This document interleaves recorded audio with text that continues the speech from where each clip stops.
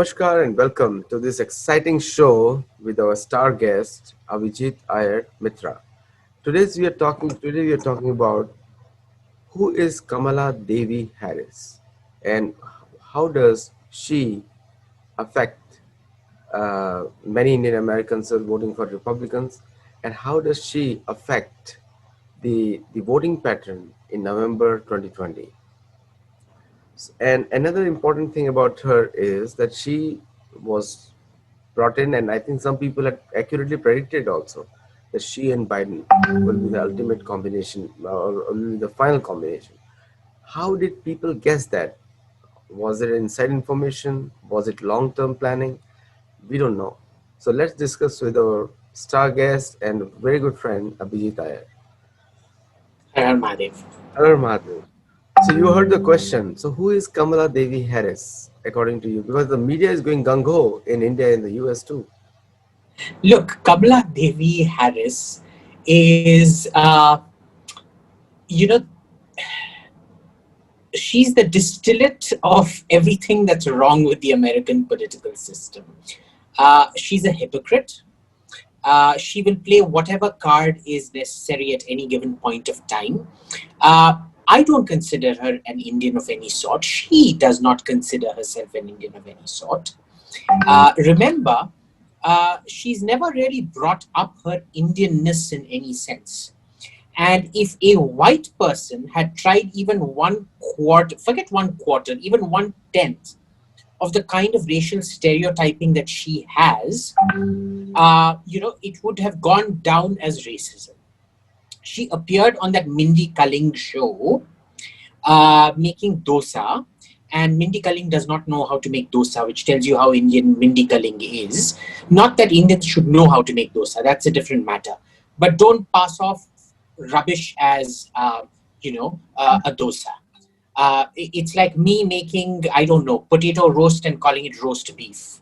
And what she does is, her idea of being an Indian on that show is, oh my God, I also use empty coffee jars to store my spices. Okay. Now imagine if somebody came up, that's the equivalent of calling somebody a curry mancha. Now it's fine if you or I call somebody a curry mancha, but imagine if a white person had done the same thing. Okay. That's number one. Number two, I don't know if you all saw that video clip of her being interviewed yesterday or this morning, I don't know when, where she called Joe Biden a racist and whatnot. And her response to that was, it's a debate. Ha, ha, ha, ha, ha. I'm sorry, do you take these things so lightly? Racism is a debating point for you. So you're clearly not serious about racism then. For you, Black Lives Matter is a condom to be used and thrown away whenever you want. I don't like Black Lives Matter. That's a different matter, because every time we've seen that violent movements disproportionately affect poorer people. It's the poor neighborhoods that get burnt. It is the poor people that get killed. And with Black Lives Matter rioting, it is mostly the black community, the colored community, the depressed communities that are going to get injured in all of this. So, if she wants to identify as an Indian, I can't tell her you can't. But remember, she herself and her sister tweeted out first Black XYZ first, and then almost as an afterthought, 5-6 hours later, it suddenly becomes Indian. And suddenly we hear stories about, I told my cousin to break or my aunt to break a coconut for me at the temple. Now, if breaking a coconut makes you an Indian, then Trump actually wore the tika and everything and did a Gujarati dancing and whatnot. That makes him even more Indian. So, give me a break. No, excellent points, and I think that's why people love you, because you speak politically incorrect, and that's what we want to hear as well. Now, in our analysis of Kamala Harris record in California, and she was she had built a reputation that she was very strongly against any kind of violence. But the way she rose to the top, and I don't want to say it, but you can always say it, but I can always say that she slept her way through the top. And this is the reports, and I do not know what is confirmed or not. And in that, isn't that also corruption? And also the second thing is, she always fought and protected the aggressors, or the on the others, not the victims, but on the other side of the fence, and that has been a record. So what do you have to say on that? Look, I have no issues with people sleeping their way around. I'm quite sexually promiscuous myself. So, I can hardly, let him throw the first stone who hasn't sinned, kind of thing. So, you use what you have. There's nothing wrong with that. My thing is with her protecting the strong people who can do her favors and throwing the weak under the truck. Because, in Dharma, in the Arthashastra, we have something called Matsyanaya, which is the role of the state is to prevent the big fish from eating the small fish. Matsya is fish, Nyaya is law. It's the law of the fish. So you prevent that. That is the role of the state. Now, this lady did the exact opposite. She used to side with the big fish against the small fish. She never protected the small fish. Tell me, again, cultural stereotyping, little ethnic quaintnesses, violating your basic principles. How are you an Indian? How are you even dharmic? Dharma doesn't have to be, is not a racial ethnic thing. It doesn't have to be an Indian concept. A lot of Christians also have a very good sense of right and wrong. A lot of Muslims, every religion has a sense of right and wrong. Every individual knows fundamentally what is right and wrong at some level, right? And every religious system also enshrines it in one way or another. She violated every tenet of every religion. She just violated the basic human tenet of being a decent human being. Okay? You don't throw the little guy under the truck. Full stop. All right? If you have no compassion, if you're going to be merciless, that's fine. All right? But mercilessness does not mean a lack of ethics, a lack of failing to protect the innocent. In fact, you should be merciless. The problem here isn't that she is merciless, it is that she has no sense of right or wrong. And that is very, very dangerous. No, that's true. I can totally agree with you, because the cold-hearted person, and especially you're in politics, it's a very dangerous thing. Look, cold heart is very good. In fact, being in politics, you need to be willing to kill, be willing to have people killed, and so on and so forth, as in actions of the state, not like, what's that, House of Cards kind of killing off your political opponents, not that. Because the office that she's running for, she will have to make calls, life and death calls, killing terrorists, accepting collateral damage, that when you kill a terrorist, some children or some women are going to die, and so on and so forth. Okay, so this is serious business. That's fine. Cold-hearted is fine. But having absolutely no ethical, moral compass at all, that is very, very worrying. And in her particular case, it's doubly worrying because she claims to be this achy, breaky Auntie Kamala. She's that Auntie Kamala that bakes you that horrible chocolate cake. And you hate it, but still she's like, oh, coochie coochie coo, I'm going to stuff it down your throat. Auntie Kamala's chocolate cake. She's trying to be this Auntie Kamala who, everybody kind of hates, but everybody kind of loves as well. But she's not. She's very, very dangerous. All right, she's the Auntie Kamala that's going to lace your chocolate cake with strychnine or cyanide or something like that. Instead of cold-hearted, I would have used it less compassionate in terms of in terms to other people. Look, after yesterday's interview where, calling somebody a racist, it's a debate, ha ha ha ha ha. I'm sorry, that's not less compassionate. That just makes you a douchebag. That's all. No, yeah, and I think she exposed that the entire debate was a farce for her. It's just a preparation to defeat somebody on the podium. So I think, the question also rises: are these debates really valuable or helpful to the people? Look, I've never believed in these debates because these debates are simply scoring rhetorical points. I think when there was a radio debate, when the faces weren't seen, it wasn't so much about grandstanding and things. You could still get a lot of information without all the glam. Even that had its downfalls. That's a different discussion to have. But I don't feel debates actually do anything. I think what you should do is you should actually come up, if you want to show your uh, worthiness for the job. You need to come up with a solid economic package, a solid defense package, a solid foreign policy package, with highlighting the first, second, and third order policy effects, and get them audited by some kind of a national agency. Is this doable? Is this not doable? And so on and so forth.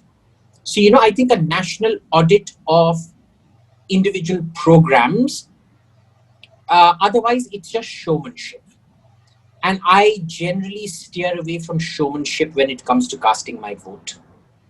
No, you're right in this respect, because I think the problem is that the U.S. elections are now look like they're sold in many ways now, because large vested interests have started influencing different aspects of the parties. Coming back to Kamala Harris and Joe Biden, and how they are affecting our interests. I'm talking only about our community, which is Hindu American community. It seems that Joe Biden had has taken Pakistani caucus, their Pakistani influence. He's playing on both sides, and Kamala Harris. I'm totally fine if he's playing on both sides. Uh, my issue is I don't know how he's going to staff his administration if he wins. God forbid, if he wins, uh, because the locus of the Democratic Party right now is extreme loonies. And we saw this even during Barack Obama's period. I know Barack Obama's come on record and saying, this virtue signaling isn't good, this going on online lynch mobs isn't good. But remember, he's the one that empowered and incentivized all these people when he was president. He's the one that started this online lynch mob culture.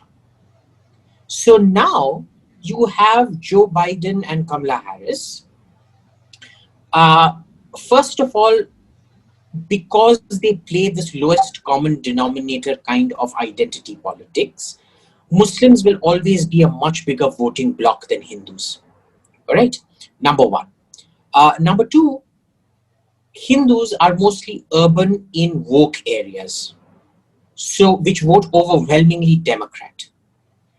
There's not much we can do to change that calculus. So she and he, Biden and Kamala, have absolutely no incentive to throw lollipops our way. Number three, where the Hindu community comes in is funding, because we're mostly urban, earn a lot, law-abiding folks who don't go around rioting and things like that. The problem is we're not the only source of funding, because a lot of people can outfund us. So, I think the quest of the Hindu American community is to find salience. And unfortunately, whether we like it or not, the Hindu American community is also quite divided. So we have a problem of getting our act together and getting a sort of electoral salience in a smart way. Because, and this is the good thing about Kamala Harris, that we figured out from this morning or yesterday's interview, is that she knows which side of her toast is buttered. Tomorrow, if you give her decent enough election funding and decide to ethnically wipe out a community, she will probably come and say, it wasn't ethnic cleansing, it was just a law and order operation.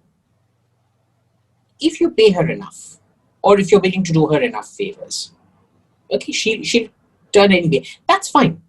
That's still fine. Um, but this is a decision that the community has to take for itself. I personally think, given the way the Indian economy is going at the moment, and let's be clear, it's not a very good protector of Hindus abroad, but it is the only protector of Hindus abroad, in a sense. Um, the economy is going down, where under terrible management, economic mismanagement, policy mismanagement, all kinds of mismanagement, will India be salient enough? Because COVID and lockdown has seen to it we're back almost 15 to 20 years in terms of economic development. So are we even going to be salient enough to be influential enough to control what Biden and Kamala Harris do? And I think the answer to that is no. And unfortunately, whether we like it or not, Islamists and wokes are going to be controlling that agenda. So given what you just described about Kamala Harris, so do you think that the deep state is also supporting her now? Because I think deep state was not much in favor of Biden for to some extent. Um, so I generally don't believe in terms of deep state. And I'll tell you why, because one thing I've learned is that you never extrapolate individual behavior patterns onto states. That said, the Democrats, through blackmail and cajoling, have a much larger ecosystem than the Republicans do. If you're an ex-Republican staffer, your employment opportunities are a lot less. If you are an ex-Democrat staffer, they usually chock-a-block fill it up with their own people. And if you don't fill it up, they go on these virtue signaling crusades and they blackmail you. So you are forced to hire their people. So it's a very, very careful, calculated circle that does all this nonsense. And I would say that irrespective of who the Democrat candidate was, a large part of what you see in the public sphere is a Democrat-influenced ecosystem. The right has what? Just Fox News. The left has what? Let's see. CNN, MSNBC, every Tom, Dick, and Harry channel is virtually a Democrat channel. Right? And blatantly so. I mean, they don't even make the pretense of being moderate. Now, unfortunately, whether we like it or not, I thought my regional settings will spare me CNN. It'll only give me international news and not domestic news. Now, they've started force-feeding their anti-Trump op-eds, third-rate op-eds, onto, sorry.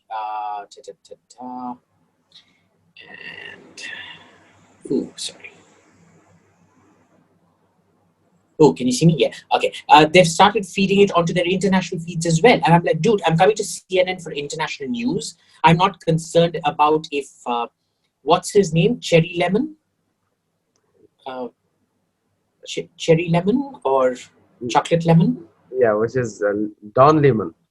Don Lemon, that's the one. Yeah. If he cried on TV, or what his take on Trump is, or that other chubby fellow, what's his name?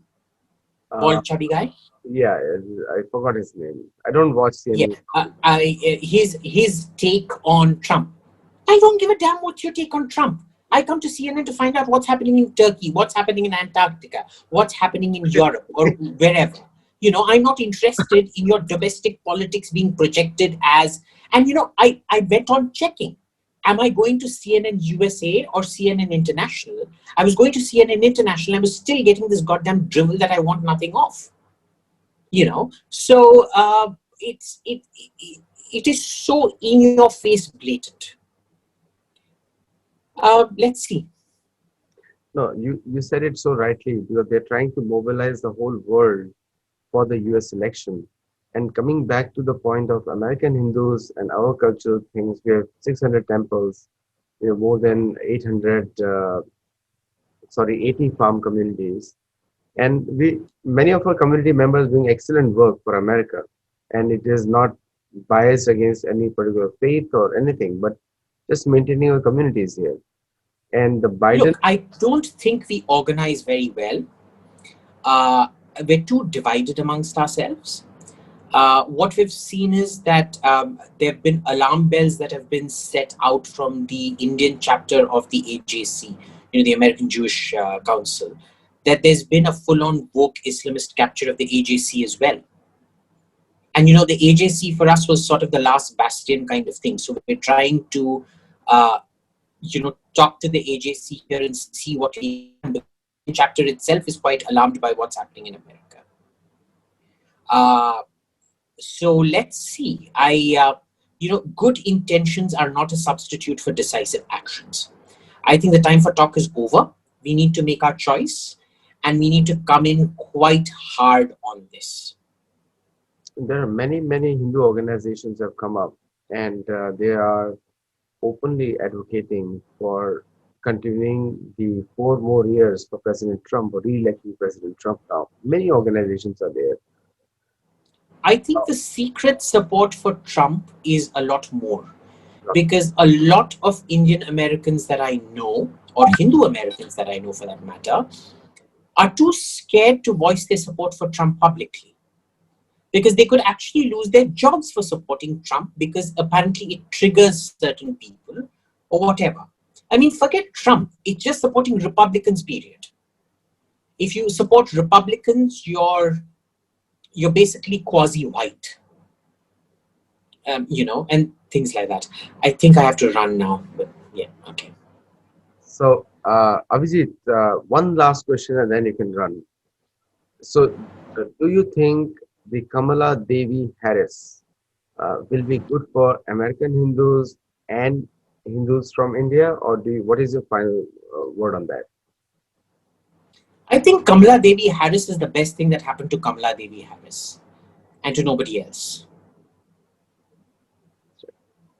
And with that, I'll end this show. And thank you so much for watching. People who are live, if you have any questions or comments, you can always put it on YouTube and let us know. Uh, People who are joining, really thanking you for your frank opinion and especially the mimicry that you made uh, for the for the CNN. And so thank you so much, all of you, and we'll see you next time. Namaskar. Thank you.